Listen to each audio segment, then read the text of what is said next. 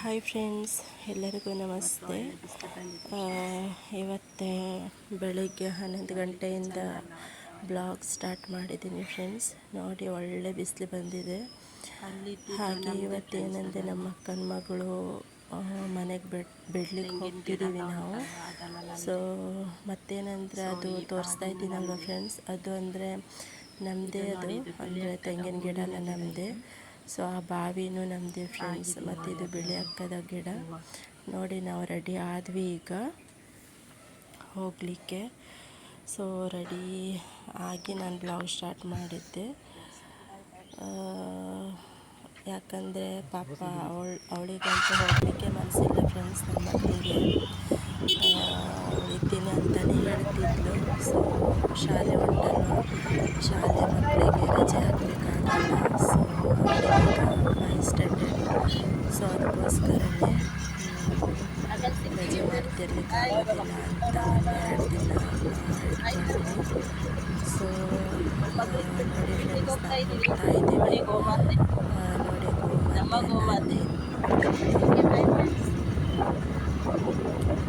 ಹಾಗೆ ನಾನು ಹೋಗುವಾಗಲೇ ಮುರುಡೇಶ್ವರ ಸ್ವಲ್ಪ ಕ್ಲಿಪ್ ತಗೊಂಡಿದ್ದೀನಿ. ಹೋಗುವಾಗಲೇ ಹೇಳ್ತಾ ಹೋಗ್ತೀನಿ ಫ್ರೆಂಡ್ಸ್. ಹಾಗೆ ನನ್ನ ಮಗಳು ಇವತ್ತು ಹೋಗಲಿಕ್ಕೆ ಮನಸ್ಸೇ ಇಲ್ಲ ಫ್ರೆಂಡ್. ಅವಳಿಗೆ ಮನೆಗೆ ಹೋದ್ರೂ ಅಳ್ತಾನೆ ಇದ್ಲು ಪಾಪ. ರಿಟರ್ನ್ ಬರ್ತೀನಿ ಅಂತ, ಇಲ್ಲಿಂದಲೇ ಶಾಲೆಗೆ ಹೋಗ್ತೀನಿ ಅಂತ ಹೇಳ್ತಿದ್ಲು. ಎಲ್ಲ ತುಂಬ ದೂರ ಭಟ್ಕಳದಿಂದ ಹೊನ್ನಾವರ ನಮ್ಮೂರಿಗೆ ಹೋಗ್ಲಿಕ್ಕೆ 1.5 ತಾಸಂತೂ ಬೇಕು. ಸೊ ಹಾಗೆ ಹೋಗುವಾಗ ನನ್ನ ಮಗನ ಸೈಕಲ್ ಸ್ವಲ್ಪ ಫ್ರ್ಯಾಕ್ಚರ್ ಆಗಿತ್ತು. ಸೊ ಸೈಕಲ್ ಸರಿ ಮಾಡಲಿಕ್ಕೆ ಕೊಟ್ಟು ನಾಳೆ ಬಾ ಅಂತ ಹೇಳಿದ್ರು. ಸೊ ಹಾಗೆ ಕೊಟ್ಟು ಹೋದ್ವಿ ನಾವು. ಹಾಗೆ ಸೊ ಇವತ್ತೇನಂದರೆ ಸ್ವಲ್ಪ ಬಿಸಿಲಿತ್ತು ಫ್ರೆಂಡ್ಸ್. ನಮಗಂತೂ ಮಳೆ ಬರ್ತದೆ ಅಂತ ಸ್ವಲ್ಪ ಅದೇ ಟೆನ್ಷನ್ ಅಂತ ಇತ್ತು. ಯಾಕಂದರೆ ನಮ್ಮ ಬೆಂಗಳೂರು ಇದ್ದಲ್ವ, ಅಂದರೆ ಪಾಪ ಮಕ್ಕಳಿಗೆ ಶಾಲೆಗೆಲ್ಲ ಹೋಗಬೇಕಾದ್ರೆ ಸ್ವಲ್ಪ ತ್ರಾಸಾಗ್ತದಲ್ವ, ನೆಂದರೆ ಎಲ್ಲ. ಸರ್ ಮೋಡ ಅಂತೂ ತುಂಬಾ ಆಗಿತ್ತು. ಆಮೇಲೆ ನಾವು ಹೋಗುವವರೆಗೂ ಸುಮಾರು 12:10 ಆಗಿತ್ತು ಫ್ರೆಂಡ್ಸ್. ರೆಡಿ ಆಗಿದ್ದೆ ನಾವು 11:10 ಆಗಿತ್ತು ರೆಡಿ ಆಗುವಾಗಲೇ. ಸೊ ಮನೆಯಿಂದ ಹೊರಗಡೆ ಬೀಳೋ ತನಕ 12:10 ಆಗಿತ್ತು. ಸೊ ಇವಾಗ ಹೋಯ್ತಲ್ವ ಅದು ದೇವಸ್ಥಾನ ಫ್ರೆಂಡ್ಸ್. ಹಾಗೆ ಅದು ನೋಡಲಿಕ್ಕೆ ಒಂಥರ ಖುಷಿ ಆಗುತ್ತಲ್ವ ಫ್ರೆಂಡ್ಸ್. ನಾನಂತೂ ಅಪರೂಪಕ್ಕೆ ಮನೆಯಿಂದ ಹೊರಗಡೆ ಬಿದ್ದಂಗೆ ಫೀಲ್ ಸಿಕ್ತು ನನಗೆ. ಏನಕ್ಕಂದರೆ ನಾನು ಹೊರಗಡೆ ಹೋಗೋದೇ ತುಂಬ ಕಡಿಮೆ ಫ್ರೆಂಡ್ಸ್. ಅಂದರೆ ಮಕ್ಕಳು ಶಾಲೆ, ಟ್ಯೂಷನ್, ಮನೆ ಅಷ್ಟು ಬಿಟ್ಟರೆ ಮತ್ತೆಲ್ಲೂ ಹೋಗೋದು. ಫ್ರೆಂಡ್ಸ್ ತುಂಬ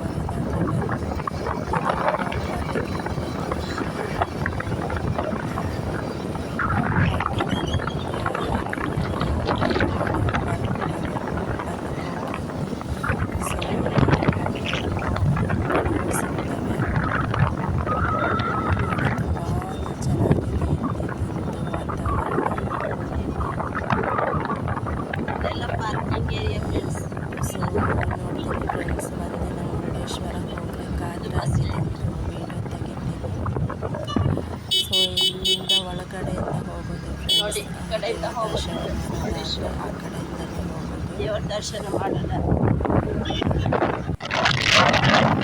ನೋಡಿ ಫ್ರೆಂಡ್ಸ್, ಅದು ಬೆಟ್ಟ ಆಗೋದು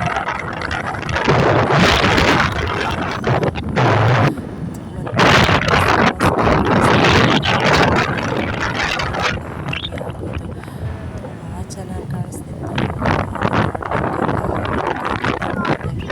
ನೋಡಲಿಕ್ಕೆಲ್ಲ ಕೈಗೆ ತಡ್ತಿದೆ ತುಂಬ ಚೆನ್ನಾಗಿ ಕಾಣಿಸ್ತಾ ನಾನು ಬೇಗ ಬಂದು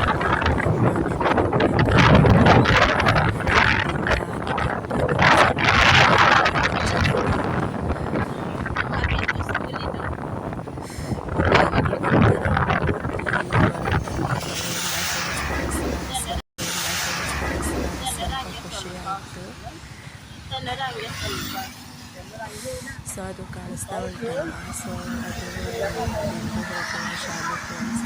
ಅಲ್ಲೇ ಮುರುಡೇಶ್ವರನೇ ಅವಳು ಹೋಗೋದು, ಬೇಲಾ ವೈದ್ಯ ಅಂತ ಶಾಲೆ ನೇಮ್. ಸೊ ನೋಡಿ ಫ್ರೆಂಡ್ಸ್, ಇದು ನಮ್ಮ ಬಿಂದು ತುಂಬ ಶಾಲೆ. ಚೆನ್ನಾಗಿದೆ, ದೊಡ್ಡ ಶಾಲೆ ಫ್ರೆಂಡ್ಸ್ ಇದು.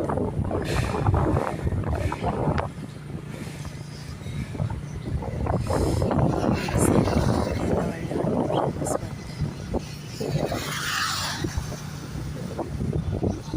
ಮತ್ತು ನೋಡಿ ಎಷ್ಟು ದೊಡ್ಡ ಉಂಟು ಅಂದರೆ ಶಾಲೆ, ಮತ್ತು ಹಾಸ್ಟೆಲ್ ಸಹ ಉಂಟು ಫ್ರೆಂಡ್ಸ್. ಯಾರು ಬೇಕಾದರೂ ಬರ್ಬೋದು. ಸೊ ನಮ್ಮ ಬಿಂದುಗಂತೂ ಹೋಗ್ಲಿಕ್ಕೆ ಮನಸ್ಸೇ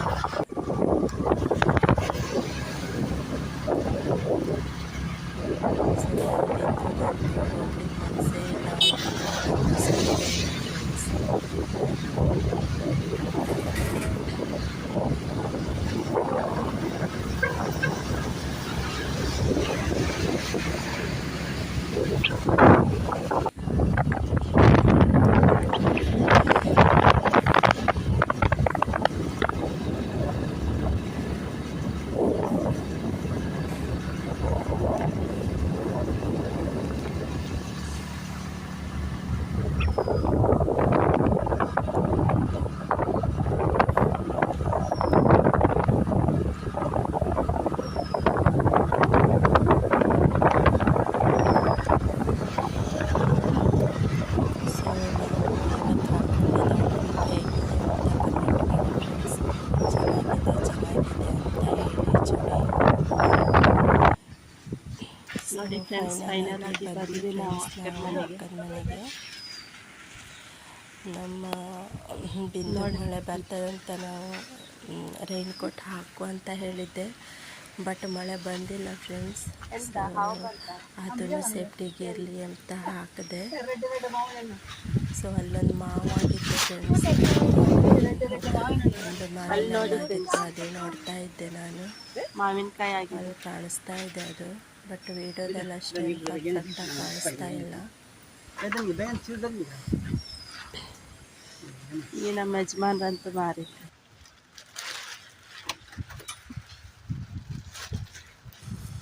ನೋಡಿ ನಮ್ಮ ಬಿಂದು, ಬಾಯ್ ಮಾಡು ಮಗ. ನನ್ನ ಮಗಳಿಗೆ ಬರ್ಲಿಕ್ಕೆ ಮನಸ್ಸೇ ಇಲ್ಲ ಫ್ರೆಂಡ್ಸ್ ಪಾಪ. ಆದರೆ ಏನು ಮಾಡೋದು, ಶಾಲೆ ಉಂಟಲ್ವಾ, ಅದಕ್ಕೋಸ್ಕರನೇ ಕರ್ಕೊಂಡು ಬಂದ್ವಿ ನಾವು. ಸೊ ನೋಡಿ ಫೈನಲ್ ಫ್ರೆಂಡ್ಸ್, ನಾವು ಹೊರಗಡೆನೇ ಇದ್ವಿ, ಯಾಕಂದರೆ ನಮ್ಮ ಅಕ್ಕ ಇರಲಿಲ್ಲ. ಅವಳಂದರೆ ಓನ್ ಪಾರ್ಲರ್ ಉಂಟು ಫ್ರೆಂಡ್ಸ್, ಸೆಲೂನಲ್ಲೇ ಇದ್ಲ. ಸೊ ಅದಕ್ಕೋಸ್ಕರ ನಾವು ಹೊರಗಡೆನೇ ಕೂತ್ಕೊಂಡಿದ್ವಿ. ಸೊ ಆಮೇಲೆ ಕಾಲ್ ಮಾಡಿದ್ವಿ, ಆಮೇಲೆ ಬಂದ್ಲು ಅವಳು ಒಂದು ಸುಮಾರು ಅರ್ಧ ತಾಸು ಬಿಟ್ಟು. ಹೋಗಿದ್ದಳವಳು, ಇನ್ನೂ ಬಂದಿಲ್ಲ. ಕಾಲ್ ಮಾಡಿದ್ದೀವಿ ಇವಾಗ ಬರ್ತಾ. ಸೊ ಬಿಂದು ಹೇಳೋನಿ. ಅದೇ ನಾನು ನಮ್ಮ ಬಿಂದು ಹತ್ರನೇ ಮಾತಾಡ್ತಿದ್ದೆ. ಸೊ ಅಲ್ಲಿನೂ ಹಾಗೆ ಫ್ರೆಂಡ್ಸ್, ಅಲ್ಲಿ ಪ್ಲೇಸ್ ಎಲ್ಲ ತುಂಬ ಚೆನ್ನಾಗಿದೆ ನೋಡಲಿಕ್ಕೆ. ಮತ್ತೇನೆಂದರೆ ಈ ಕಡೆ ಆ ಕಡೆ ಒಳ್ಳೆ ಮನೆ ಉಂಟು.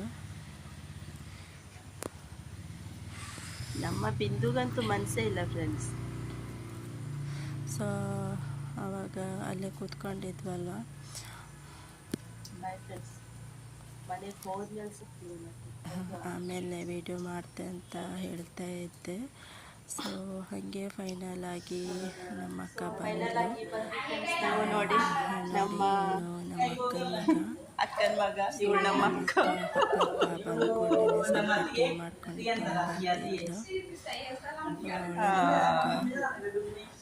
ಸೊ ಇದು ನಮ್ಮ ಅಕ್ಕನ ಮನೆ ಹೌಸ್. ಹೆಂಗಂದ್ರೆ ನಾನೇ ಅಕ್ಕ ಅಂತ ಹೇಳ್ತಾರೆ ಫ್ರೆಂಡ್ಸ್. ಅವಳೇ ನನಗಿಂತ ಚೆನ್ನಾಗಿದೆ, ಕಮೆಂಟ್ ಮಾಡಿ ಫ್ರೆಂಡ್ಸ್. ಇದು ದೇವ್ರ ಕೊಡ, ಏನಕ್ಕಂದ್ರೆ ಅವಳು ತುಂಬ ಸಣ್ಣಗಿದ್ದಾಳೆ, ಮತ್ತೇನಂದರೆ ತುಂಬ ಕೊಳ್ಳೆ. ಎರಡು ರೂಮ್.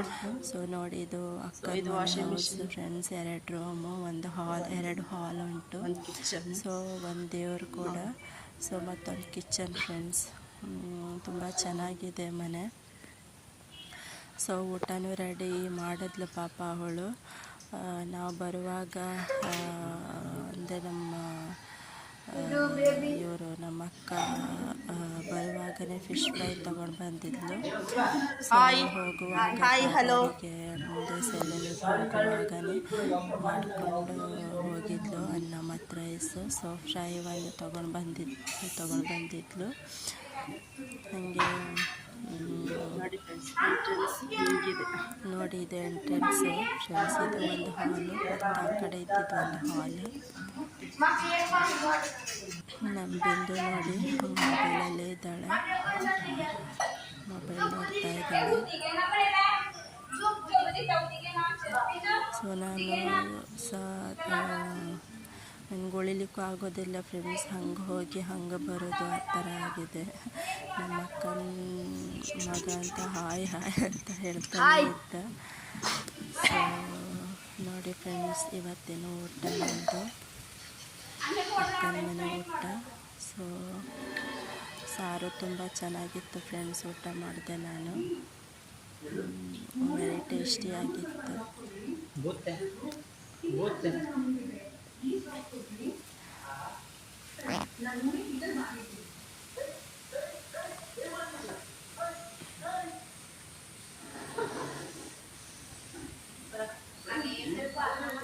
ಸೊ ಮತ್ತೇನಂದರೆ ಇದು ನೋಡಿ ಫ್ರೆಂಡ್ಸ್, ಇದು ನಮ್ಮ ಶಾಲೆ, ಕನ್ನಡ ಮೀಡಿಯಂ ಶಾಲೆ. ಇಲ್ಲಂತೂ ನಂದು ಚಿಕ್ಕ ವಯಸ್ಸಲ್ಲಿ ತುಂಬ ಮೆಮೊರೀಸ್ ಉಂಟು ಫ್ರೆಂಡ್ಸ್. ನನಗದು ಶಾಲೆ ನೋಡಿದ ಕೂಡಲೇ ನಂಗೆ ಒಂಥರ ಖುಷಿ ಆಗುತ್ತೆ ಫ್ರೆಂಡ್ಸ್. ನೋಡಿ ಮಕ್ಕಳೆಲ್ಲ ಅಲ್ಲಂತೂ ತುಂಬ ಮೆಮೊರಿ ಉಂಟು ಫ್ರೆಂಡ್ಸ್. ಅದೆಲ್ಲ ಗ್ರೌಂಡ್ ಉಂಟಲ್ವ, ಆ ಗ್ರೌಂಡಲ್ಲೆಲ್ಲ ತುಂಬ ಆಡಿದ್ದೀವಿ ಫ್ರೆಂಡ್ಸ್. ನಾನಂತೂ ತುಂಬ ಎಂಜಾಯ್ಮೆಂಟ್ ಮಾಡಿದ್ದೀನಿ. ಸೊ ಅಂಥದ್ದಿನ್ನು ಮತ್ತು ರಿಟರ್ನ್ ಬರಬಾರ್ದ ಅನ್ನೋ ಅಷ್ಟು ಒಂಥರ ಫೀಲಿಂಗ್ಸ್ ಬರುತ್ತೆ ಅಲ್ಲೆಲ್ಲ ನೋಡಿದ್ರಲ್ಲ. ಸೊ ಇವಾಗ ಊಟ ಎಲ್ಲ ಮಾಡಿ ಮನೆಗೆ ಹೋಗ್ತಾ ಇದ್ದೀವಿ. ಸೊ ಶಾಲೆ ಮಕ್ಕಳೆಲ್ಲ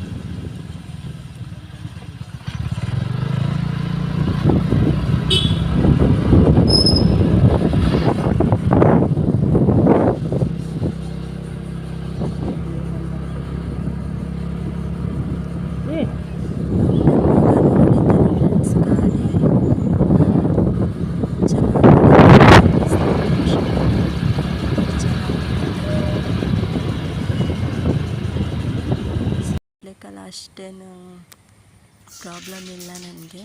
ಸೊ ಮಾತೆಲ್ಲ ಕರೆಕ್ಟಾಗಿ ಆಡ್ತೀನಿ. ಬಟ್ ಏನಂದರೆ ಅದೇ ಸಬ್ಜಿ ಗಿಬ್ಜಿ ಅದೆಲ್ಲ ಏನಾದರೂ ಇದ್ರೆ ಅದು ಸ್ವಲ್ಪ ಕನ್ಫ್ಯೂಷನ್ ಆಗ್ತದೆ ಹೇಳೋಕ್ಕೆ. ಸೊ ನೋಡಿ, ಒಂದು ಈರುಳ್ಳಿ ಕಟ್ ಮಾಡ್ಕೊಂಡಿದ್ದೆ, ಈರುಳ್ಳಿ ಹಾಕಿದೆ.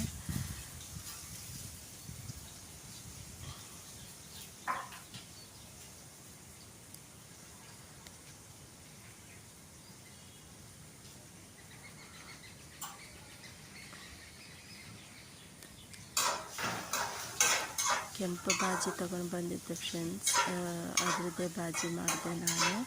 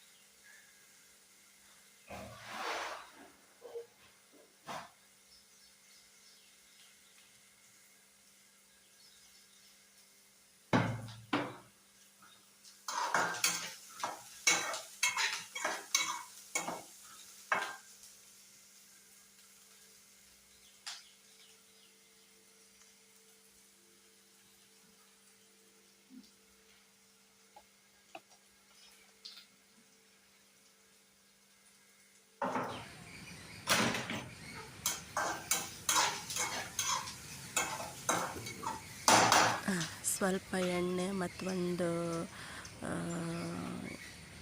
ಈರುಳ್ಳಿ ಮತ್ತು ಸ್ವಲ್ಪ ಸಾಸಿವೆ ಹಾಕಿದ್ದೀನಿ ಫ್ರೆಂಡ್ಸ್. ಅದು ಸ್ವಲ್ಪ ರೋಸ್ಟ್ ಆದಮೇಲೆ, ಅಂದರೆ ಸ್ವಲ್ಪ ಕೆಂಪು ಕಲರ್ ಬಂದ ಮೇಲೆ ಆಮೇಲೆ ಈ ಬಾಜಿ ಹಾಕ್ತಿದ್ದೀನಿ. ಸೊ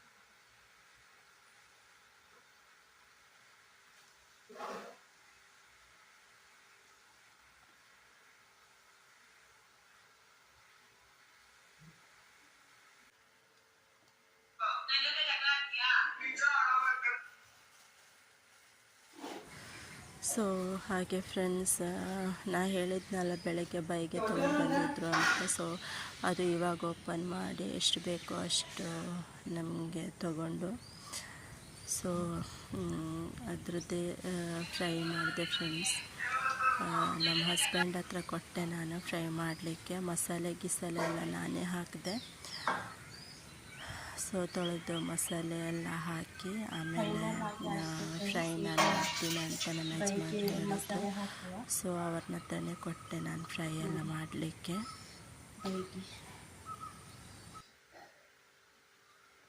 ಮಸಾಲೆ ಹಾಕಿ ಆಮೇಲೆ ಬರ್ತೀನಿ. ಓಕೆ ಫ್ರೆಂಡ್ಸ್, ಇವಾಗ ಫಿಶ್ ತೊಳೆದಿದ್ದೀನಿ. ಈಗ ನಾನು ಮಸಾಲೆ ರೆಡಿ ಮಾಡ್ಕೊಳ್ತೀನಿ. ಸೊ ನಾನು ಕಬಾಬ್ ಮಸಾಲ ಹಾಕ್ತಿದ್ದೀನಿ.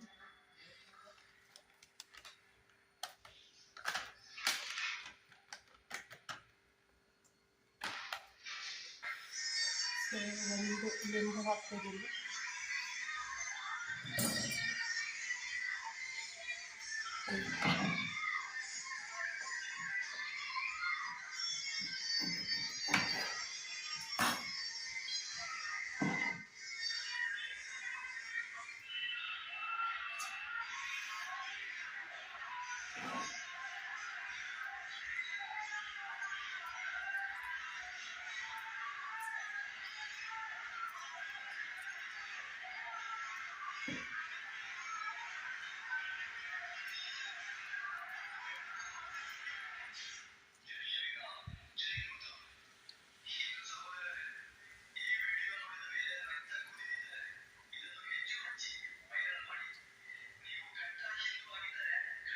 ಸೊ ಫ್ರೆಂಡ್ಸ್, ನಾನಿದು ಜಾಗರಣೆ ಏನಕ್ಕೆ ತೊಗೊಂಡಿದ್ದೆ ಅಂದರೆ, ಅದು ಲಿಂಬೆ ಜ್ಯೂಸ್ ಹಾಕುವಾಗ ಅದು ಬೀಜ ಎಲ್ಲ ಅದರಲ್ಲಿ ಬೀಳ್ತದಲ್ಲ ಫ್ರೆಂಡ್ಸ್. ಸೊ ಅದಕ್ಕೋಸ್ಕರ ಅದರಲ್ಲಿ ಬೀಳಬಾರ್ದು, ಒಂದಲ್ಲೇ ತೆಗಿತೀನಿ, ರಗಳೆ ಆಗುತ್ತೆ ಅಂತ ನಾನು ಇದರಲ್ಲಿ ಇದು ಮಾಡಿದ್ದೆ ಫ್ರೆಂಡ್ಸ್. ನೋಡಿ, ಎಲ್ಲ ಅದರಲ್ಲೇ ಬಿದ್ದಿದೆ, ಮತ್ತು ಸೆಕೆಂಡ್ ಕೆಲಸ ಇಲ್ಲ.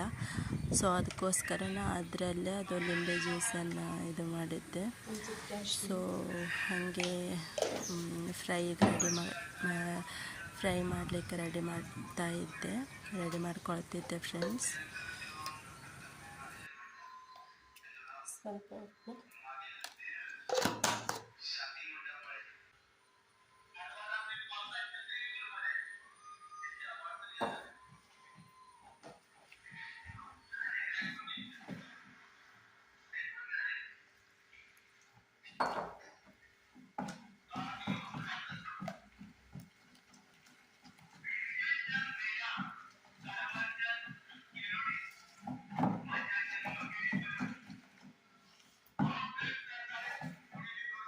ಸ್ವಲ್ಪ ದಪ್ಪನೇ ಇಟ್ಕೊಳ್ಬೇಕು ಫ್ರೆಂಡ್ಸ್. ನೋಡಿ, ಉಪ್ಪೆಲ್ಲ ನೋಡಿ ಟೇಸ್ಟ್ ಮಾಡಿ.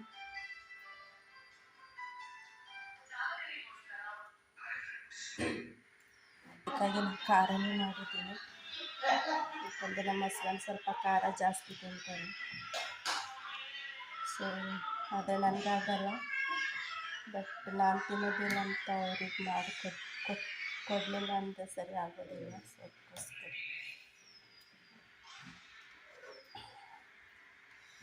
ಎಲ್ಲ ಹಾಕ್ಬಿಡ್ತೀನಿ.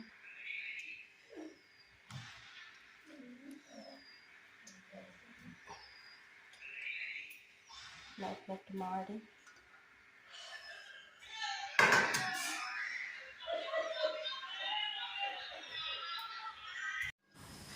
ನೋಡಿ, ಚೆನ್ನಾಗಿ ಬಂದಿದೆ ಅಲ್ವಾ ಕಲರ್. ಸೊ ನಮ್ಮ ಯಜಮಾನ್ರು ಫ್ರೈ ಮಾಡ್ತಿದ್ರು. ಆಮೇಲೆ ನೋಡಿ, ಆಲ್ರೆಡಿ ಒಂದು ರೌಂಡ್ ಬಿಟ್ಟರು ಅವರು ಎಣ್ಣೆಯಲ್ಲಿ. ಅಂದರೆ ಬೈಗಿ ಏನಂದರೆ ಫ್ರೆಂಡ್ಸ್, ಕಾವಲಿಯಲ್ಲಿ ಮಾಡಲಿಕ್ಕೆ ಅಷ್ಟೇನು ಚೆನ್ನಾಗಿ ಬರಲ್ಲ ತಿನ್ನಲಿಕ್ಕೆಲ್ಲ.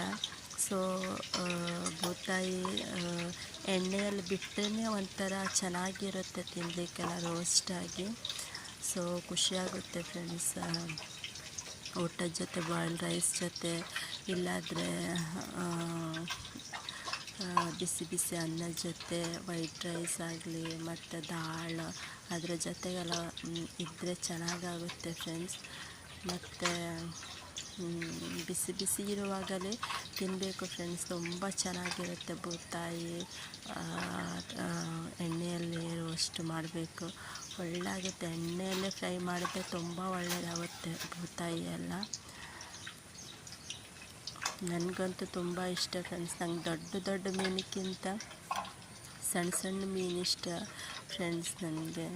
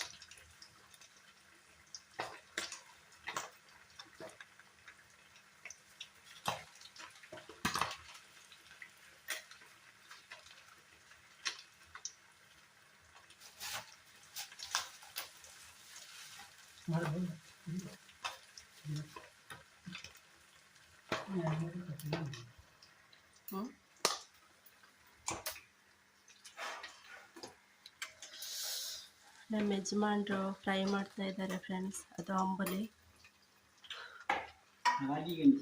ರಾಗಿ ಗಂಜಿ ನೋಡಿ, ಇವರೇ ಮಾಡ್ತಿದ್ದಾರೆ. ನಾವು ಹೋಟೆಲೆಲ್ಲ ಫಿಶಿಂಗ್ ಕುಕಿಂಗ್ ಮಾಡಿದ್ವಿ. ಕುಕಿಂಗ್ ಈ ಥರ ಮೀನೆಲ್ಲ ಕಡಿಮೆ ನಾವು ತಿನ್ನೋದು. ಮತ್ತೆ ಯಾವ ಥರ ಹಸಿ ಮೀನು, ಜೀವ ಇರುವ ಮೀನು ಕಟ್ ಮಾಡಿ ತಿಂತಾರೆ ಹೊರಗಡೆ ಫ್ರೆಂಡ್ಸ್. ಇದೆಲ್ಲ ನಮ್ಗೆ ಈಗ ಟೇಸ್ಟ್ ಬರಲ್ಲ, ಆದ್ರೂ ಮೀನಿಲ್ಲ ಅದಕ್ಕೋಸ್ಕರ ತಿನ್ಬೇಕು. ಇದೆಲ್ಲ ತಾಗೋದಿಲ್ಲ ಬಾಯಿಗೆ ಅಲ್ಲ. ಅಲ್ಲಾದ್ರೆ ಫ್ರೆಶ್ ಮೀನು ತಿನ್ನೋದು. ಫ್ರೆಶ್ ಮೀನು ತಿನ್ನೋದು ಬೋಟಲ್ಲಿ. ಇದೆಲ್ಲ ಎಲ್ಲಿ ಸಿಗುತ್ತೆ? ಇದು ಯಾವ ಮೀನ್ರಿ ಇದು? ಇದು ಬೂತಾಯಿ. ಅದಲ್ಲ ನಾ ಹೇಳಿದ್ದು. ಫ್ರಿಜ್ಜಿಂದ ಅಥವಾ ಫ್ರಿಜ್ಜಿಂದ ಹೆಂಗಿರುತ್ತೆ ಮತ್ತೆ ಬಾಕ್ಸಿಂದ ಹೆಂಗಿರುತ್ತೆ? ಫ್ರಿಜ್ ಮೀನು ತುಂಬಾ ಸ್ಮೆಲ್ ಇರುತ್ತೆ. ತಿನ್ಲಿಕ್ಕೆ ಒಳ್ಳೇದಾಗಲ್ಲ. ಓಕೆ. ಇದು ಬಾಕ್ಸ್ ಅಂದರೆ ಕೇರಳ ಆ ಕಡೆ ಮೀನು ಇದು. ಇದು ಸ್ವಲ್ಪ ಒಳ್ಳೆ ಬರುತ್ತೆ ತಿನ್ಲಿಕ್ಕೆಲ್ಲ. ನೋಡಿ ನಾವು ಗಾಳಿ ಒಳಗೆ ಹೋಗುತ್ತೆ ನಮ್ಗೆ ಇವಾಗ. ಸೊ ಇವತ್ತಿನ ಬ್ಲಾಗ್ ಹೀಗಿತ್ತು ಫ್ರೆಂಡ್ಸ್. ಬಾಯ್. ಇವತ್ತಿನ ಬ್ಲಾಗ್ ಇಷ್ಟೇ ಫ್ರೆಂಡ್ಸ್. ಶೇರ್ ಮಾಡಿ, ಲೈಕ್ ಮಾಡಿ. ಬಾಯ್.